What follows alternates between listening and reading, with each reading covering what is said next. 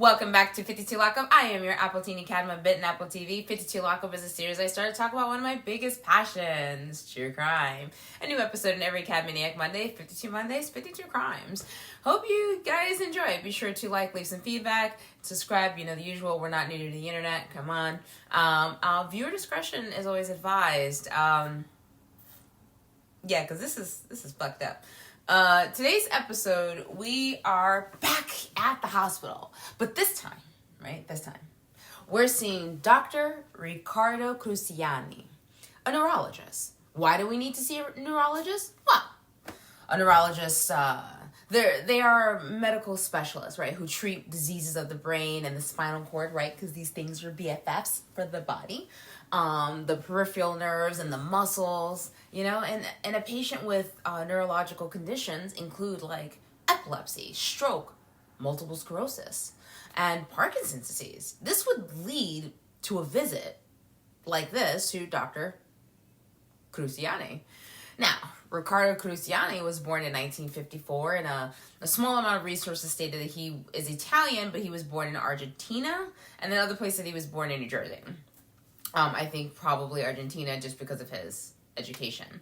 So after Ricardo, or in his medical degree at the University of Buenos Aires School of Medicine, he continued his studies, right? Because he wanted to master his skill. When he became a fellow of the Institute of Pharmacological Research, National Research Council in Buenos Aires, and 1984, Ricardo moved to the United States, where he would succeed in his visiting fellowship, right, at the National Institutes of Health, right, and that's one of the websites that I frequently leave in my references, just in case you guys are like, that sounds familiar. Yeah. So it seems like a large portion of his research dealt with opioid receptors, which is what would later lead him to pain management. Now, during his academic pursuits, Ricardo completed a dual residency in neurology and psychiatry at Weill Cornell Medical College, right? He once stated it wasn't typical to do both neurology and psychiatry in those days, but it absolutely helps me as a pain management physician. Wow, you're like, he's genius! He completed his PhD in pharmacology in Buenos Aires in 1996. In 2001, he would come up to New York City. He would join Beth Israel and served as a director of clinical trials in the Department of Pain Medicine and Palliative Care. He would later be promoted to chief of the department's research division, later the vice chair of the Department of Pain Medicine and Palliative Care at Beth Israel Medical Center in New York City. Beth Israel, that's right. 14th Street. He was also established as a director of the Institute for Non-Invasive Brain Stimulation of New York-based at Israel as well. He would also serve on the faculty at Albert Einstein College of Medicine as a professor of clinical neurology and clinical anesthesiology. He completed another residency at Memorial Sloan Kettering Cancer Center in New York City. Yeah, Ricardo Cruciani was board certified in neurology and in pain medicine. He received tons of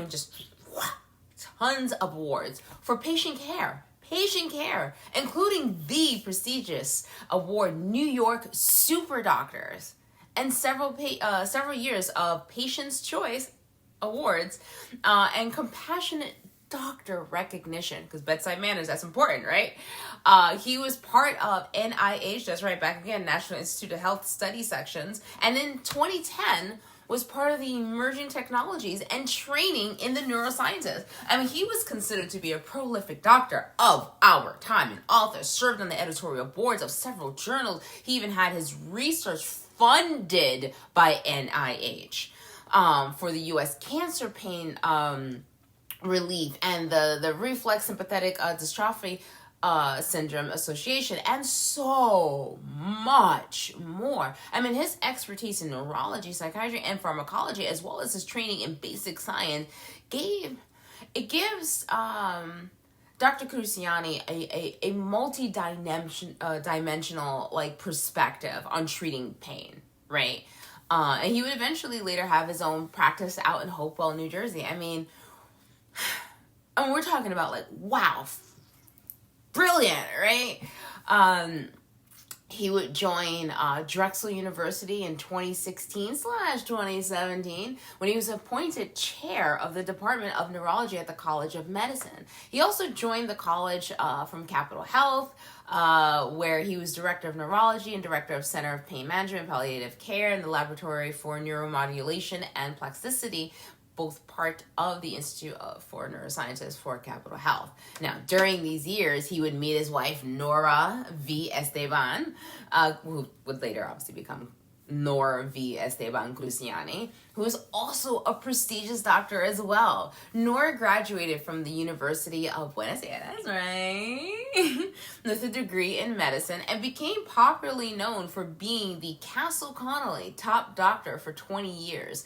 In Philadelphia Magazine, she actually won an award for exceptional women in medicine, and also in Schnepp's Media, Philadelphia Metro.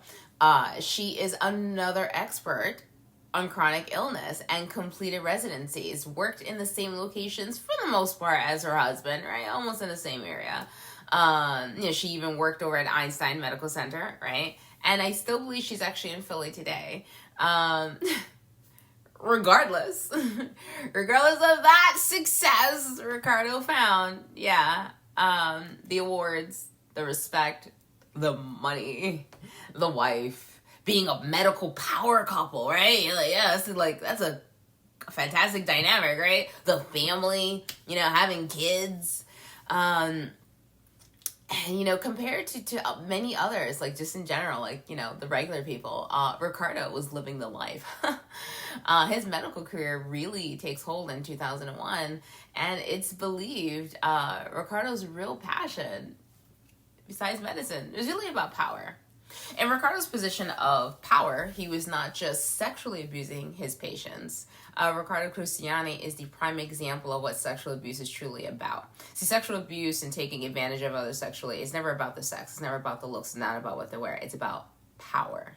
Ricardo would have patients with chronic pain, like cancer patients he worked with and other medical conditions, and use his psychiatric knowledge to gain the edge over the patients who were, I would say some may have been more susceptible to manipulation, but it's kind of hard once you hear how he did it. So I don't want to hear any victim blaming, right? Don't victim blame. Because if someone is manipulated, it doesn't mean that the person is stupid. It just means that the victim actually trusted the wrong party. So manipulation, much like many things in life, are on a spectrum. It can be for something small, like tricking your kids to take their medicine, you put in their candy or something, to something as serious as what Ricardo Cruciani did. See, now, Ricardo applied psychology, pharmacology, and the effects it all had on the person, right? Because he knows. He is, when I looked at this case, I would describe him as a sexual Jonathan Crane. Any DC fans out there? Okay, cool. Stay with me. Ricardo would meet with the victims alone in his private office at one of his medical offices, at a hospital room, the examination room, and apparently sometimes at an apartment. But that would be after it graduates to where it's coming from, right? He would attempt, right, to develop this strong rapport with his victims by asking about them as well. And when I say asking about them, I mean like their personal lives, and even sharing aspects of his personal life. For a patient's, from a patient's perspective, this probably comes off as a doctor who is heavily concerned about their patient, and trying to get to know them on a deeper level. It would appear as profound bedside manners. Remember those words? Yeah. Within the medical industry, there are patients who struggle to feel like they are being heard and properly cared for by their doctors, especially women.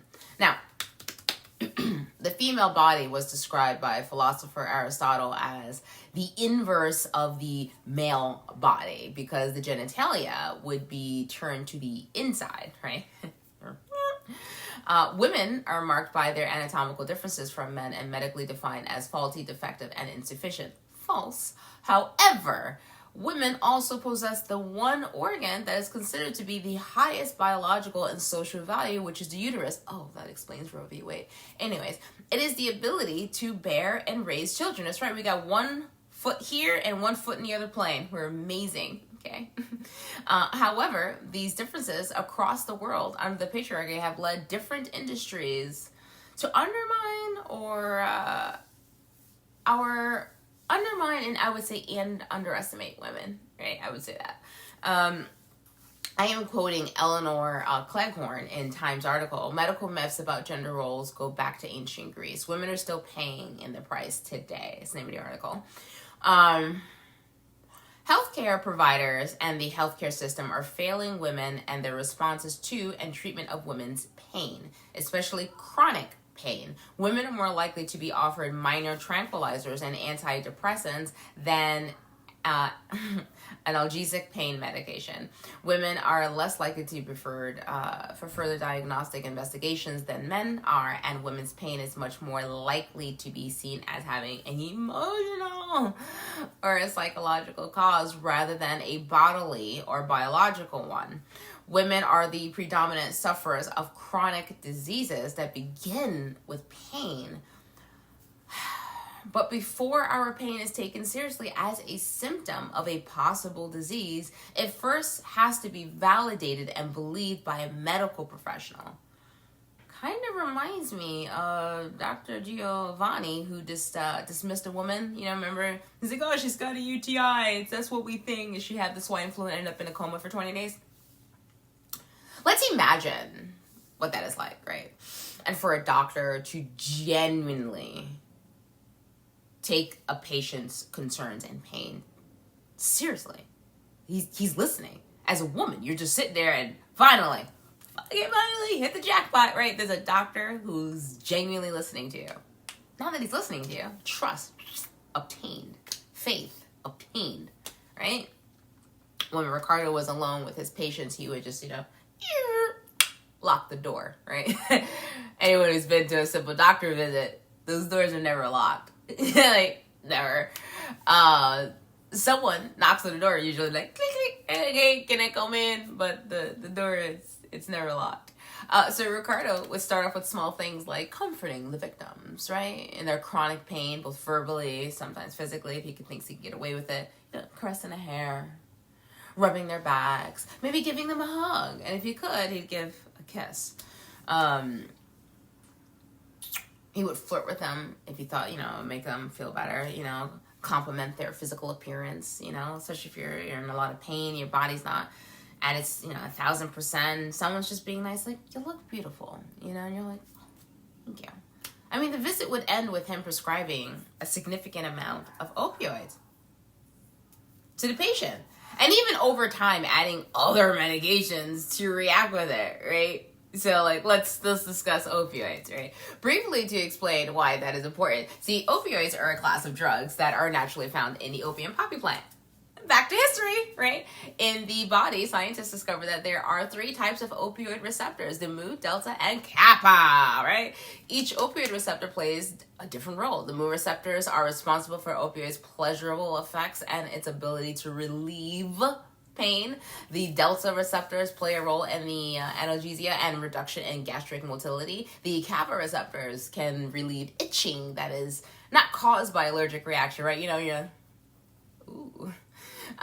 So when a person takes an opioid, it binds, so this is an opioid, right? It binds to the body's receptors that are found in the nervous system, where they are embedded in the outer membrane of the nerve cells and the neurons, right? So when opioids attach, right, and they're binding to the receptors, the interaction basically triggers a series of chemical changes within and between the neurons that lead to the feelings of pleasure, as well as pain relief. By blocking the receptors, right? Blocking. It just kind of coats it all over it, right? This can include affecting the limbic system, which controls emotions. It also will affect the brainstem, which controls, the things that happen in your body automatically in order to maintain homeostasis, like breathing. or the reduction of feeling pain, right? The spinal cord receives messages and sensations from all over the body, right? And it's like, oh, got that. What did you say? Before sending the information to the brain, right? Because your spine's getting messages and like text to the brain. It's not a group chat. However, opioids will decrease the feeling of pain, right? Even after a very serious injury, which is why it's so dangerous, right? This is one of the reasons why a heroin addict tends to not like stay down after you're like, oh man, I'm gonna fight you up, bam, New York City thing, and then you're just like, why are they still up? See them fall down a flight of stairs or nothing. You know, hydrocodone, also known as Vicodin, which is an opioid pain reliever, and it's a hydrocodone and a non-opioid pain reliever with acetaminophen. Now, oxymorphone, also known as Opana, is a mixture of morphine and opioids to bind to the opioid receptors in the central nervous system and often used to treat acute post-operative chronic arthritis, chronic low back pain, and chronic cancer pain. There is also codeine, Percocet, and the synthetic opioid known as fentanyl everyone knows about. That is the reason why Narcan works, because with Narcan, as it's covering the receptors, it removes it off of the receptors, and then you have a timeline to get the person to the hospital. Taking opioids are dangerous because when the block pain signals, right, when they're sent to the brain, right, the rest of the body is like, oh, okay. Then once they're blocked, large amounts of dopamine are sent through the system. Remember, high dopamine levels, include like high libido, anxiety, difficulty sleeping, and increased energy, mania, stress, and improved ability to focus and learn, among other things. Remember, like, your body needs to be level. Remember dopamine. Yeah, math. Remember all the things. Yeah. So, returning to the doctor's office, you are a patient in chronic pain and need medication. And here's your doctor you've come to trust because they seem to truly care about your mental, physical, emotional, and medical needs. You're prescribed an opioid that works, right? You take it as you should. And for whatever reason, the dosages are increased, right? From, 500 milligrams to like 1,000, slowly each time the increments just keep going up and up and up and up.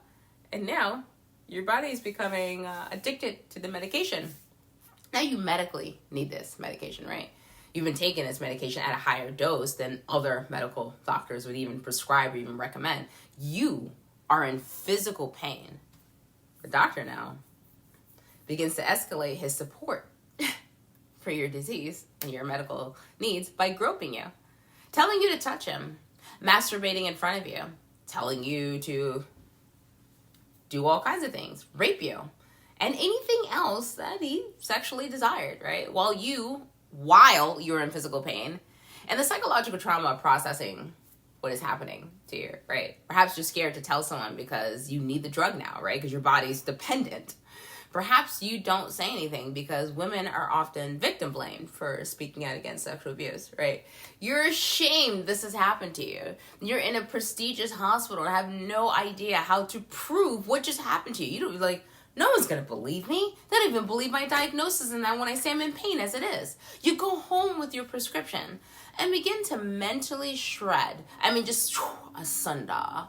If you are a patient that refused to let him have his way, you go home without your pain medication and going through the stages of withdrawal while suffering from your medical condition at the same time.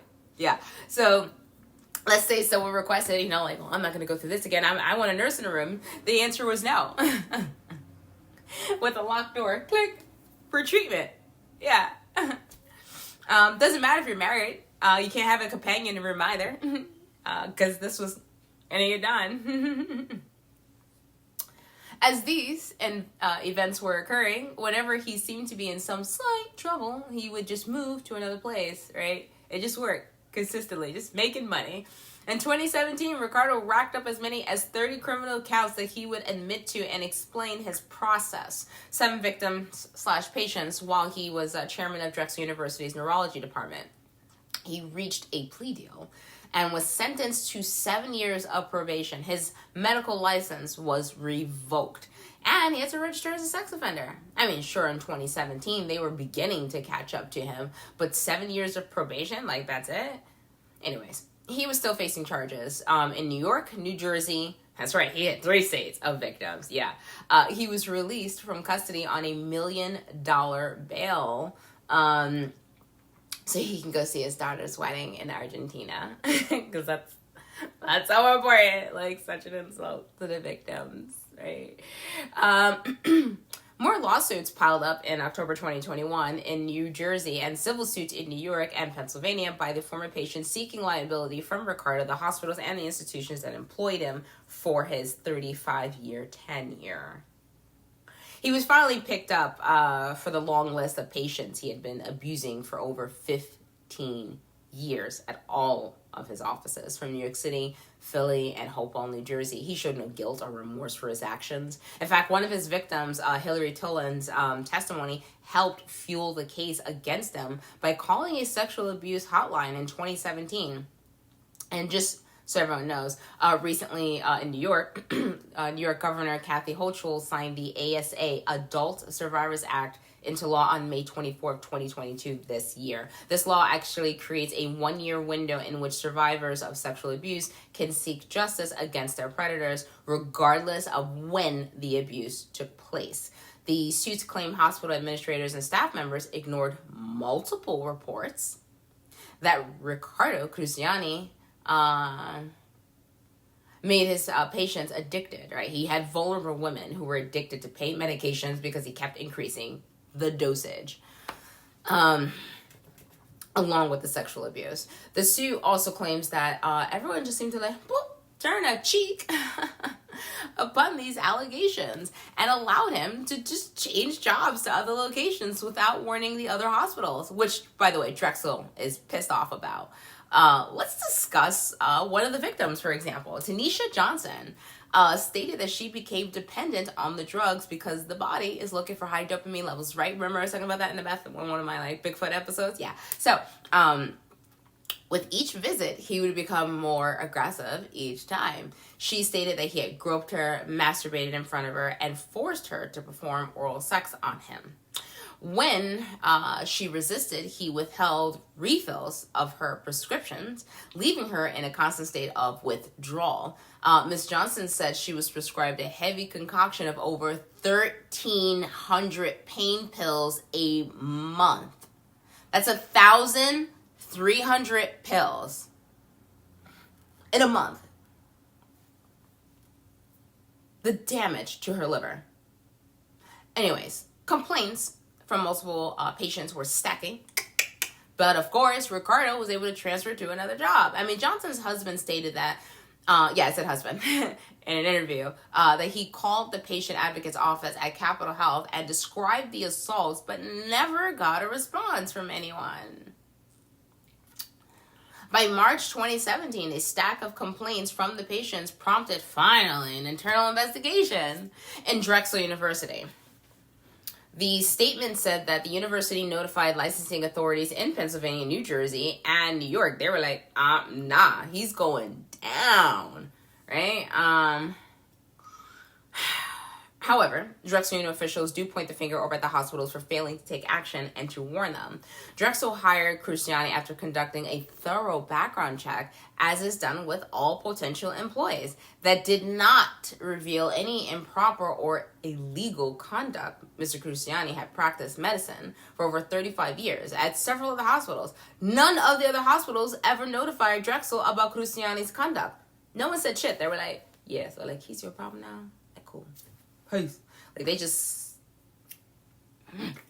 Yeah. Sarah Hicks is another victim where he began touching her breasts in 2015 after she told him, hey, I'm pregnant. Hey, I got someone. You can see the baby. He was like, yeah, not enough. Didn't care. Towards the end, Ricardo would actually end up in Rikers Island, and by 2022, he would be found dead in his cell. Before his latest trial in New York, it is stated it was a suicide. He was left unsupervised without being on suicide watch, and he hung himself, which always baffles me, right? It always seems to baffle me. I've never been to prison. I've never been to jail. But here's my thing. I guess you can hang yourself with your bed sheets, but like, I'm trying to picture like how you would do it properly, right? Because it always sounds fishy to me, right? Like, was he killed because maybe he knew people who let him get away with what he was doing for so long, and during the trial they were going to go down with him? How does someone get away with these things for that long at a prestigious location, without knowing, like, oh, we should probably check on Ricardo. I think he's doing some shit. You know what I mean? Like, he even raped, like, vaginal rape some of his victims. I mean, how was he able to kill himself? I mean, how would he have had the moment to do so and, like, no one noticed? No one noticed, like, when the body is, when the body is hanging, it causes an airway obstruction, right? And a compression of blood vessels in the neck causes cerebral edema, hypoxic insult, right? It raises the intracranial pressure, right, in the brain, right? So now there's pressure in the brain and the neurological manifestations begin. The brain is not getting oxygen, right? The body is not getting oxygen. It will only take a few seconds for a person to become unconscious, and then slowly irreversible brain damage, right? And then death, right?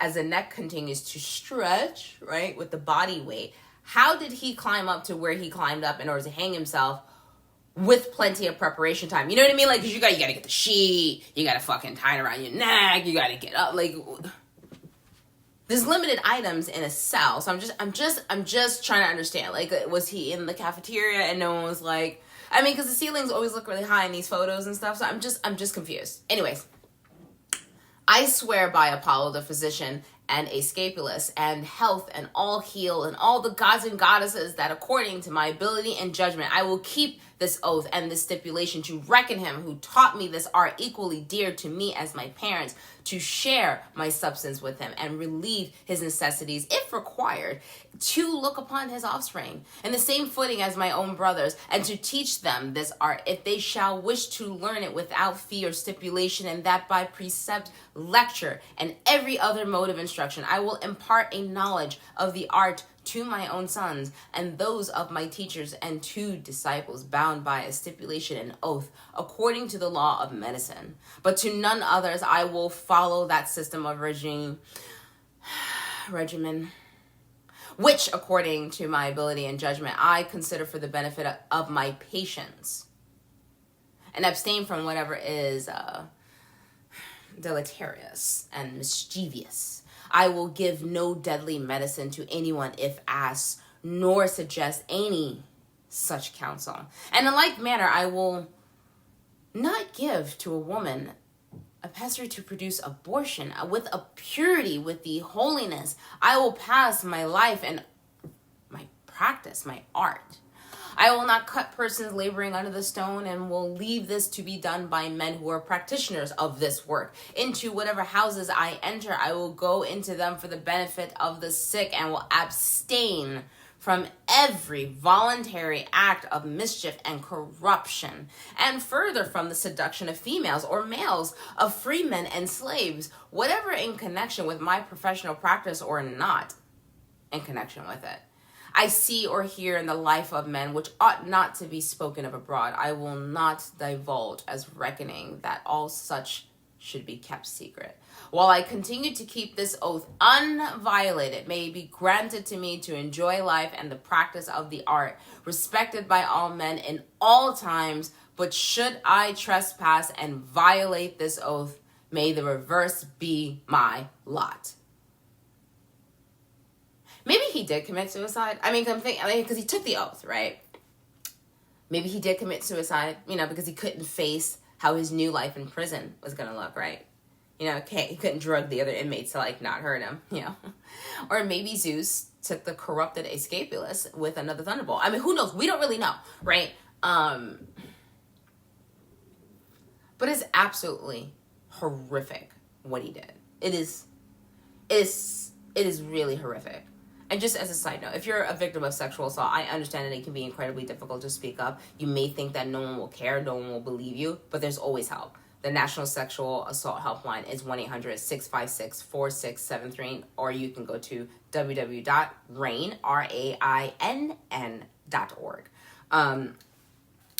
It's heartbreaking because this is a distrust on a whole other level, right? This is a guy who picked out his victims and then was feeding them drugs that he researched and mastered and received multiple awards for, because he was like, if I get them hooked and make them basically into a drug addict, I can take full advantage of them medically and just have the same people over and over as much as I want.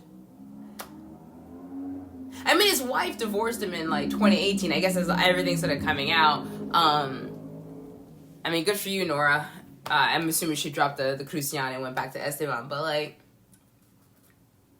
he mixed the three things that he could to take advantage of someone in a particular situation where, like I was mentioning earlier, women are not believed when they're talking about their pain. I've had that issue, and I'll walk out. But as females, they're like, oh, it's probably, like, are you feeling okay? Is it the weight? Like, there's a lot of things that come up, right? And this is someone who saw an opportunity to be like, I could combine all three of these things and take full advantage of people. That's why I call him the sexual Jonathan Crane. You know what I mean? Instead of your fears, he's like, he is your fear. You know what I mean? Drugs, when someone becomes heavily addicted, their life is completely changed. I mean, now picture you are in chronic pain, so you have only two options. You're going to be basically in pain most of the time because now your body is completely addicted, and you sort of have to go through some drug rehabilitation because some doctor got you hooked on fucking drugs so he could just grope you. Really, my dude? You made all that money and you couldn't buy a doll? You couldn't buy a hooker? I'm sure they would have just I mean, if you had asked them, I'm pretty sure like they're like, okay, so like, what's the request? Okay, lethargic, like I'm on drugs. All right, it's extra. Like, you know what I mean? Like, I mean, because they're sex workers and like they're professionals. Like, he'd be pleased. And I mean, like, which is why whenever people are like, oh, it's this, and they blame the victim and all this other stuff, it's never ever about the sex. It never is. It's never about the sex. It's about the power over the other individual. That's all it's ever been about. It's about power. I mean, Ricardo, like, I would love to know what happened in your childhood that you were like, bet I'm going to do this for half my medical career. I mean, you threw away everything. I mean, he was a man that literally had everything. Everything. I mean, thousands of awards just fucking being thrown at him left and right because he was so profound at what he did and what he was connecting. And this is your legacy? This is what you're going to leave behind? Really? And then, I get it. Maybe his daughter wanted him at the wedding. I get it. I just don't think he should have been permitted to go. I feel like that's an insult to the victims, right? It's just like, yeah, so he's going to go on, like, probation because he's wanted in some other states. And we're just going to put, like, a high bail and make sure that he's heavily watched. And we're going to, like, let him go to his daughter's wedding, you know? Like, it's super important. Like, who did he know? Like, you know, he has to have known. I mean, you can't be that prestigious and that powerful in his position. It's because he knew people who were above him who were kind of like letting that shit slide. And I kind of low-key, and maybe I'm just pushing on my opinion too much, but I low-key kind of think, I don't think it was a suicide. Or that it was an assisted suicide. One of those kind of things. Because he's in a place where it just doesn't add up. Who did he know that let him get away with that shit? And who did he fucking know when he died? Like, who is he gonna tell on? Because if that's the case, then we have a problem, because that means that those people are still there. But yeah, I want to hear your opinions. Tell me what you think. Tell me something. Tell me something good. No, but. And I feel for those victims, because let's say if this patient with MS or something like that, they're suffering from their disease and now have to go through a drug they're going through withdrawal. I've worked in a rehab unit. They are not friendly when they're going through withdrawal. You give them Narcan, they are not happy people. You just ruin their high. They're not happy.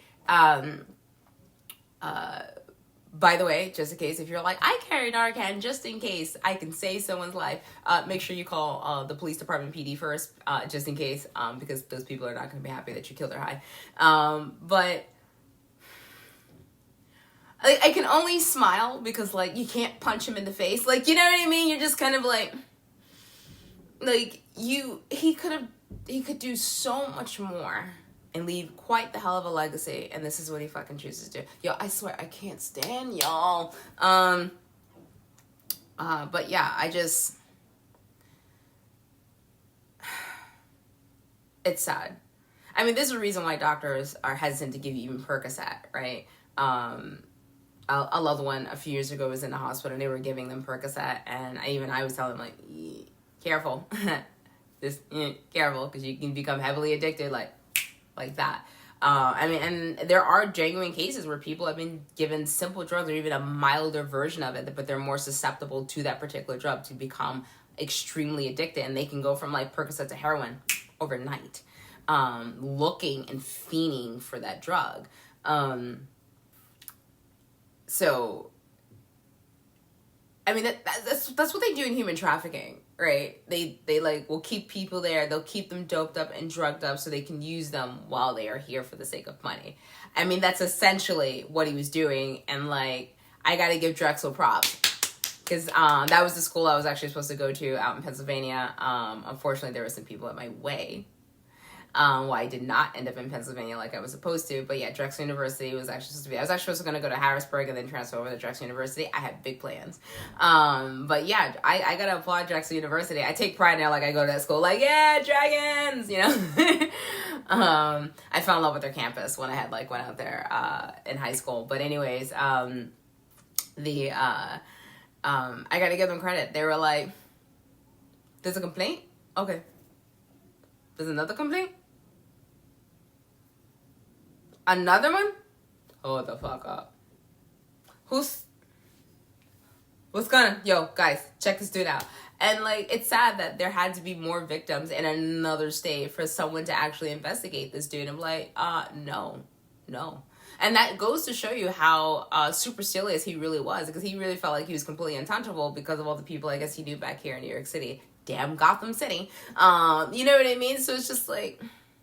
So props to Drexel University. You guys are awesome. You guys are super awesome. But yeah, that's my case for today. It's mind-boggling, and it's sad. It's really, really fucking sad. Because you took advantage of these patients who are not just, I guess, regular patients or whatever. I mean, his focus were people with rare, chronic conditions, medical conditions. That was his specific specialty. That's what he took all those colleges and directorships and fellowships and all that other residency. That's what he wanted to do. Work on rare chronic conditions so he could sexually take advantage of them. Well, sexual Jonathan Crane is dead now. Tell me what you guys think. Do you think that was like a setup? Do you think, like, they had killed him because maybe he knows somebody? I don't want their name out in court. Anyways, tell me what you guys think. Thank you so much for listening.